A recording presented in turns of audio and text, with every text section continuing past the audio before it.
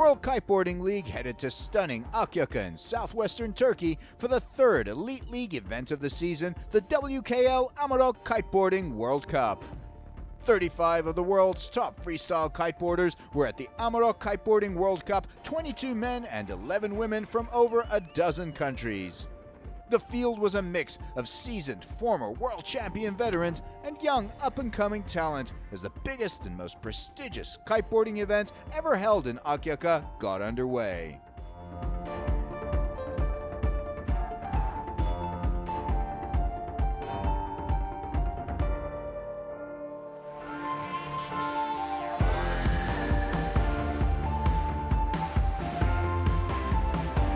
If anything defines Akyaka, it's the kiteboarding. Akyaka is one of the premier kiteboarding locations in the world, known for its reliable thermal winds, and it's a place that defines the very spirit and soul of the sport. Thousands flock to take in the spectacle, watching the action in the water unfold. I'm really looking forward to competing here in Akyaka. I've been here many times before and I always feel like this is my second home here in Turkey. Right now, the level of the girls is really awesome. Everyone's pushing it so hard and it feels awesome to just be competing with everyone and just pushing it that bit more, and yeah, hope we give a really good show to everyone here. I think we're gonna see a really high level of riding because we got this amazing flat spot here. The wind is like for 11, 13 meter kites, and that's pretty much prime conditions for freestyle. Akyaka is one of the most beautiful and unspoiled corners of the Mediterranean, with steep forest-covered mountains cut by the pristine Asmak River that weaves and flows into the clear blue waters of the Aegean Sea. It's a natural paradise awaiting explorers and outdoor enthusiasts, with its diverse geography, millennia-old history, impressive marshes with their own unique ecosystems, and of course the long, pristine beaches that stretch along its picturesque coastline. Riders also got a chance to discover the wonders nearby. Akyaka has a uniquely laid-back and relaxed feel, seeming almost a world away from the renowned holiday and resort towns nearby. At night, Akyaka has a lively scene that is ideally suited to the kiteboarding lifestyle, with its music, restaurants, and venues. Brazilian ace Alex Neto got caught up in the rhythm and found himself on stage as the party continued to the small hours.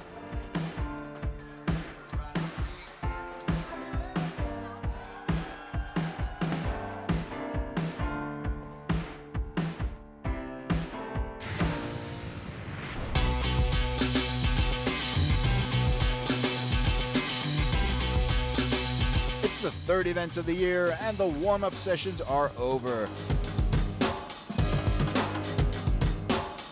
The men's field featured the likes of 2016 champion Carlos Mario, the season's first event winner Liam Whaley, former champions Alex Pastor and Yuri Zun, Stefan Spiesberger of Austria, and new Turkish talent Enge Özan. The informed French riders, talented youngsters, and future stars were all ready to compete. Yeah, so far I've been here for a couple of days, and yeah, the spot has not let me down. I've been riding for 3 days already. Wind's been really good. It's a really steady thermic wind. The water is nice and flat as well because we have a little sandbar out. So yeah, all in all, I mean, the level is really high. So this is going to be an event to watch. So excited about this event. It's been a while. We had another event with like such a beautiful landscape, great wind, flat water, everything is great. So like, I can't complain. I'm going to do my best in this event, and let's see what's going to happen. In the women's field, there was 2016 world champion Bruna Kajia, British champ Hannah Whiteley, 3 informed riders Annabelle van Westerop, Rita Arnaus, Paula Novotna, and a host of other talent ready to take to the sea. The Ladies Elite League was comprised of 4 heats in round 1. The winners of those heats would go directly to the final, while the runners-up would proceed to round 2, where they would compete for the remaining 2 spots in the final. In Heat 1 of round 1, 7-point slim from Arnaus gave the Spaniard the Heat 1 win and a place in the finals. In Heat 2, Annabelle van Westerop stomped to a convincing win with 6 good scoring tricks to book her place in the finals, while Isabeau Galliard beat Teresa Tabel for a round 2 slot. In Heat 3, it was Czech ace Paula Novotná who dominated completely, sealing the deal with an 8.43 heart attack. In the 4th and final heat, defending world champion and round 1 winner in Le Cut, Bruna Kaji of Brazil topped her excellent session off with an 8.07 slim to move directly into the finals, while Francesca Bagnoli would complete the round 2 lineup for the women.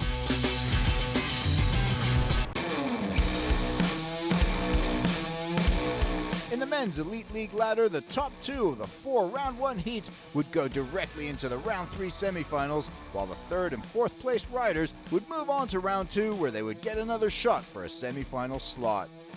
In the 2 semifinal heats, the top 3 riders of each heat would determine the 6-man lineup for the final. In Heat 1, Brazilian Sech Teixeira was in great form as he landed an impressive array of tricks to take the heat win. Former world champion Spaniard Alex Pastor followed him through to round 3, landing a grabbed KGB5 among other high-scoring tricks. In Heat 2, it was another Brazilian Alex Neto who stole the show, landing a 7.27 KGB5, while Yuri Zun of the Netherlands overcame a tough challenge from Nicolas Delmas of France. In Heat 3, Luis Alberto Cruz kicked things off with a 7.93317. But Whaley rose to the challenge, overcoming a recent back injury to produce solid tricks, topped with a massive 9-point backside 317 that gave him the heat win. Gilbert earned the 2nd round 3 slot ahead of Spiessberger and Luis Alberto Cruz. In the 4th and final heats of the men's round 1, defending world champion Carlos Mario Brazil was a man possessed, head and shoulders above the other 4 riders, producing a flurry of extraordinary tricks for a total score of 35 points to win the heat in style. Garat produced an excellent 7.33 Slim 7. That's all it took to send Garat through to the semis, just 0.04 points ahead of Martinez, who got another shot in round 2.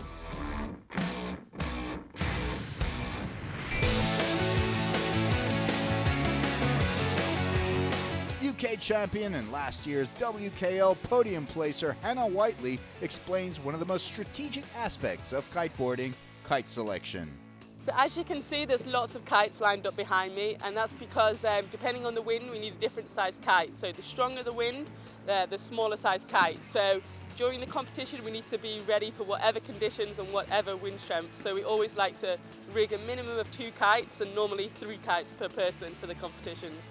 Another factor you need to take into consideration is your weight. If you're one of the heavier riders, you have to take a bigger kite compared to the lighter riders. During a day here in Akyaka, the wind slowly starts to pick up as the day goes on, and then it drops off in the evening. So we need to have the bigger kites to start off the day, and then in the middle of the day it's the strongest wind. So we go for the smaller kites, and then in the evening back to the big kites. So we have to have all the kites ready and ready to rock. There were 4 riders from 4 different countries in the ladies round 2 who would fight it out for the last 2 spots in the ladies final. Hannah Whiteley of the UK, Isabeau Galliard of the Netherlands, Maureen Castell of France, and Italian rider Francesca Bagnoli.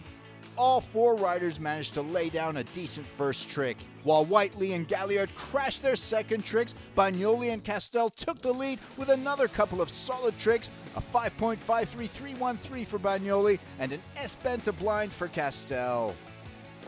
But then things fell off the rails for Castell, who suffered 3 crashes in a row, while Galliard also crashed her next 2 tricks, handing the heat advantage to Whiteley and Bagnoli, but could they take advantage? Whiteley produced a trick worthy of a champion under pressure with a fantastic 7.9 back mob that stole the show and assured her of a top 2 spot. In the final tricks, Whiteley and Bagnoli locked horns for the heat win, which went to Bagnoli after Whiteley crashed. With round 2 completed, the ladies' final lineup was decided.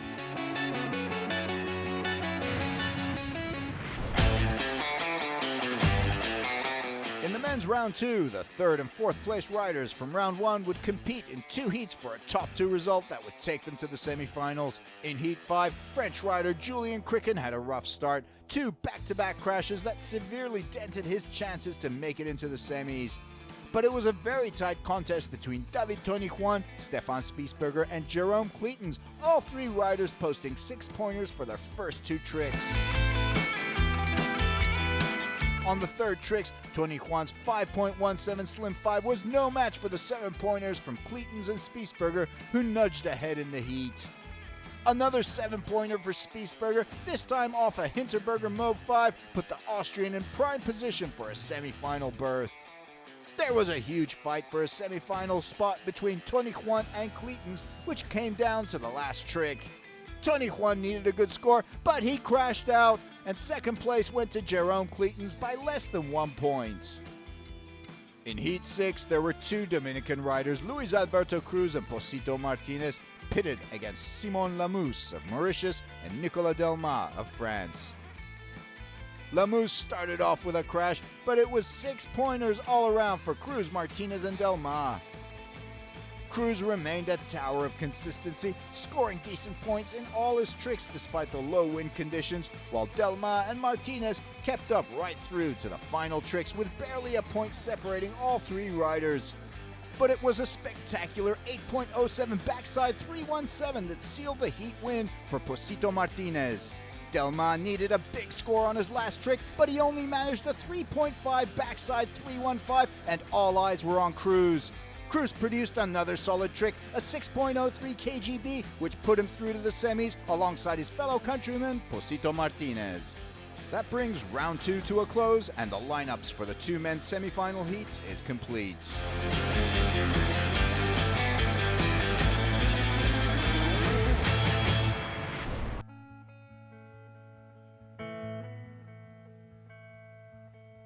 We caught up with Austrian world number 4 Stefan Spiesberger, who tells us about the story behind his early days starting kiteboarding in a small Austrian town to his ascent to the top echelon of the World Kiteboarding League. I started kiteboarding in Austria in 2006. It's pretty funny because I think Austria is not really the first country you would connect to kiteboarding. We don't have a sea, we only have a few lakes where you can kite sometimes in the summer. And I was windsurfing before, and I saw the older guys kiting in my home spot all the time. And after a few summers of working and saving up some money, I bought my first kite and I jumped on the board. And I think on the third day of kiting, I did my first jump, and then I was pretty much hooked on kiting and didn't really let it go anymore. I'm still today feeling the motivation that I had on the first day, and if there is a week without wind, I'm going crazy and I really need to go on the water, and I think that's really what keeps me going. Once I got on the tour, I had some really good results. The first 2 years I got 4th 2 times on my first full year competing, and then I had like 3 years where I didn't really make it further than the 7th place or something. I think really last year in France, actually, that's where I felt a little bit of a turning point, where I got in the top 4, and yeah, from that moment on I really knew that just working on yourself and just keep believing in what you do really works actually, and that you can't really back down just because it gets harder. And if you start kiting and get to a level where you start competing a little bit, that's the goal of every young kiter, to compete with the world's best. And I was 16, and I think that was pretty late actually to start kiting with the goal to get professional.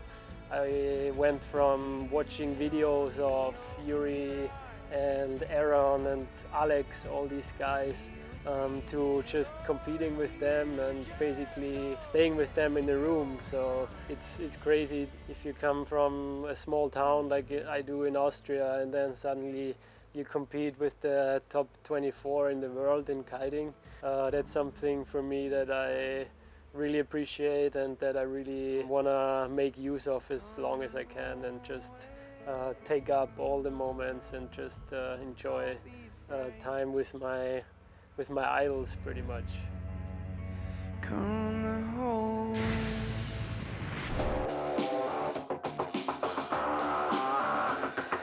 The first men's semi-final, Heat 7, was an impressive lineup. Jerome Cleaton's Posito Martinez, French champion Valgarat, the young Arthur Gilbert, who showed what he could do since New Caledonia last year, and the two immaculate Brazilians, Sech Teixeira and Alex Neto. Sech Teixeira's backside 317 earns the Brazilian an 8.1 score. Teixeira is in fine form. His fellow countryman Alex Neto lays down a powerful Chromo 5 for 7.17 as the Brazilians set the pace in the group, taking the lead early. On their second tricks, Cleatons and Martinez hit trouble, while the other riders bring out some serious points. Garat's Slim 7 earns him a 7.2, great technique though not the best landing, and Gilbert produces a 7.43 double heart attack. Alex Neto also goes for a double heart attack, and he nabs another 7-pointer, 7.6. In the lead, Sech Teixeira rises to the challenge and also produces a 7-pointer on a 317. On to the third tricks, Cleatons makes up for a lackluster second trick with a double heart attack that earns him 7.13. Valgarat goes for a KGB 5, but he crashes it, adding pressure on the Frenchman for the remaining tricks. Gilbert, on the other hand, nails it yet again with a backside 315 for 7.13. The pressure is on for Alex Neto to respond to the Gilbert challenge, but the wind does not cooperate. The Brazilian settles for a disappointing backside 313. Jerome Cleatons has more luck as the wind picks up and he roars out yet another 7-pointer, and suddenly Alex Neto finds himself bumped down to fourth behind Gilbert and Cleatons, who are putting it all out there to make their first finals appearance in the WKL. On his fourth trick, Valgarat brings out his 13-meter kite, but the result is a shaky double heart attack. The other riders breathe a sigh of relief as Sech Teixeira also crashes out, which moves Belgian rider Jerome Cleatons into the lead in Heat 7 at the end of 4 tricks. Cleatons holds his nerves on his 5th attempt, bringing out a respectable double Hinterberger Mobe 3 to defend the lead. Teixeira rises to the Cleatons challenge to produce a 6.53 front blind Mobe that puts the Brazilian back in the lead going into the final tricks. Alex Neto needs to score well for that top 3 slot. He goes for a KGB 5, but he crashes out. It all comes down to the final tricks, and every rider still has a shot at a finals berth. Valgarat goes out and puts it all on the line with a KGB 5, but it's just not good enough, and Garat is out of the running. Jerome Cleaton sees his opportunity, he goes for it, but he crashes. He can only hope for the same for the other riders as the Belgian still holds second position. But Gilbert produces a solid 6.6 back Mobe 5 to snatch that second position from Cleatons, bumping the Belgian down to a precarious third. The man in the lead, Sech Teixeira, is relieved, knowing he's guaranteed the finals. The last man out is Alex Neto, and he needs a score of at least 8.37 if he's to beat Gilbert or Cleatons to get a top 3 finish. He goes for it, a huge KGB 5. It's good, but is it good enough? 7.43, Neto is out. Teixeira wins the group. Gilbert and Cleatons join Teixeira in their first finals appearance in the WKL. Neto bounced out in 4th, Garat 5th, Martinez unable to complete the heat due to injury.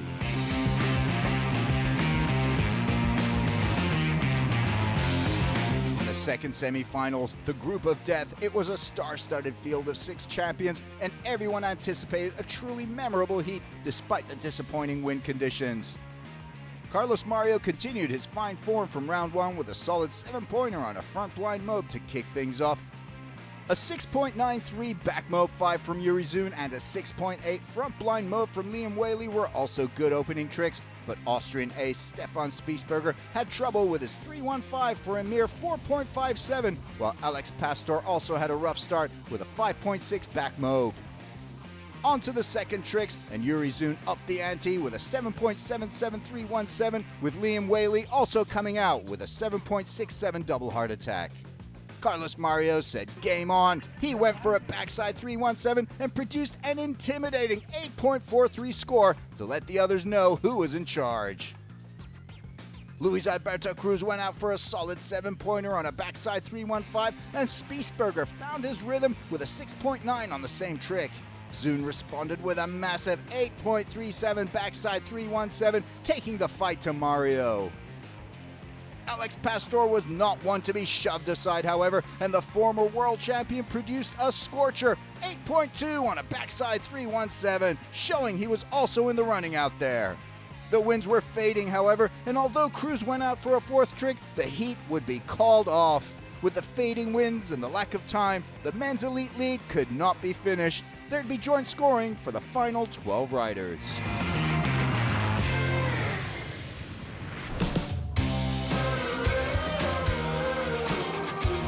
The women's final was a who's who of world kiteboarding, where all the world's top female kiteboarders were on hand for a spectacular battle for the 2017 Amarok Kiteboarding World Cup title in Akyaka. World champion Bruna Kajia, current world number 2 Annabelle van Westerop, Le 4 podium placer Francesca Bagnoli, Paula Novotna, Hannah Whiteley, Rita Arnaus. It was always going to be a classic.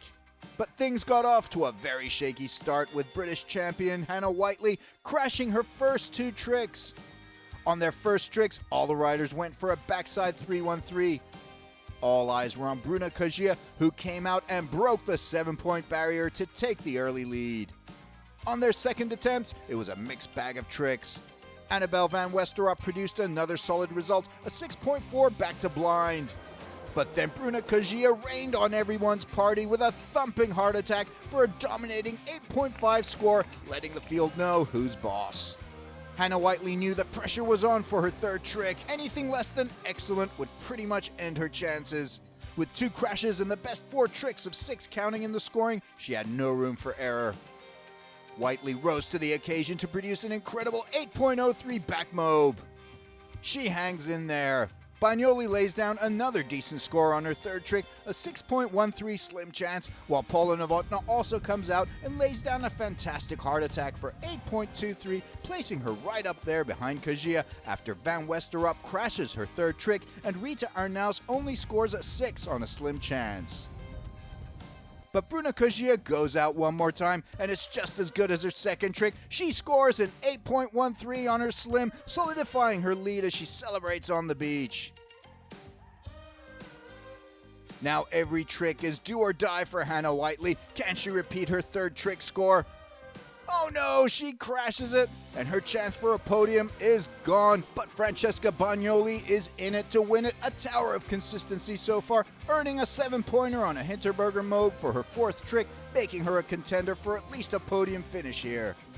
Rita Arnaus up next. Can she bring it under pressure? Look at that, a magnificent heart attack for 8.33. The Spaniard is a contender indeed, and she's in form.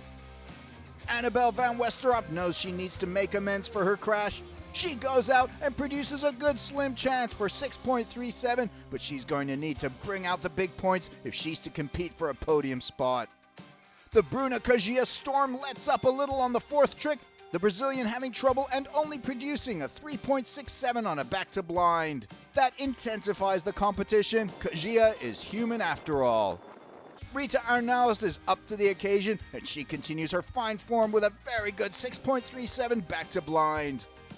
When you consider the best 4 of 6 tricks, she actually moves into the lead ahead of Kajia with that by a mere 0.01 points. Can Kajia be beaten? But no such luck for Van Westerop. A crash on her 5th attempt suddenly puts her campaign in trouble, leaving her back in 5th. Bruna Kajia knows she needs to get another solid score to reclaim her lead. A 6.87 back to blind does it for her. She's back on top as it all comes down to the final tricks in the women's final. Bagnoli goes for an S-bend to blind, but it's a 5-pointer, and that ends any podium hopes for the Italian. Paula Novotna needs a big point here, but she crashes. Bitter disappointment for the Czech rider. She still has a chance at a podium though, but her fate is now in the hands of others. Rita Arnaus would go for it on her final trick. Could she take the lead and the win with a big score? She lands a slim chance for 6.7. It's good, but not good enough for the win. Bruna Kajia has it. She is guaranteed the championship. All eyes on Annabelle van Westerop. Would she get another podium? A wonderful heart attack from the Dutch rider from Aruba, and she waits for her score as she's dragged toward the beach.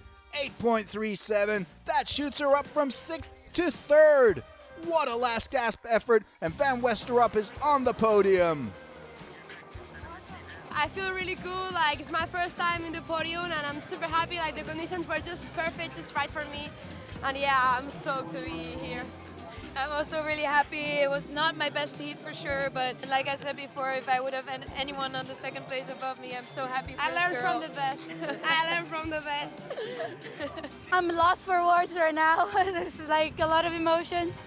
I'm so happy and I wanted to do really well here in Turkey because it's such a special spot. Everyone treated me so well. So I'm so proud to be doing good here and to have win here in Turkey. Thank you, Turkey. You're amazing. You're forever in my heart. Bruna Kajia is the Amarok Kiteboarding World Cup winner at Akyaka 2017. Rita Arnaus is runner-up, and Annabelle Van Westerop finishes 3rd. Novotna just missing out in 4th. Bagnoli 5th, Whiteley 6th.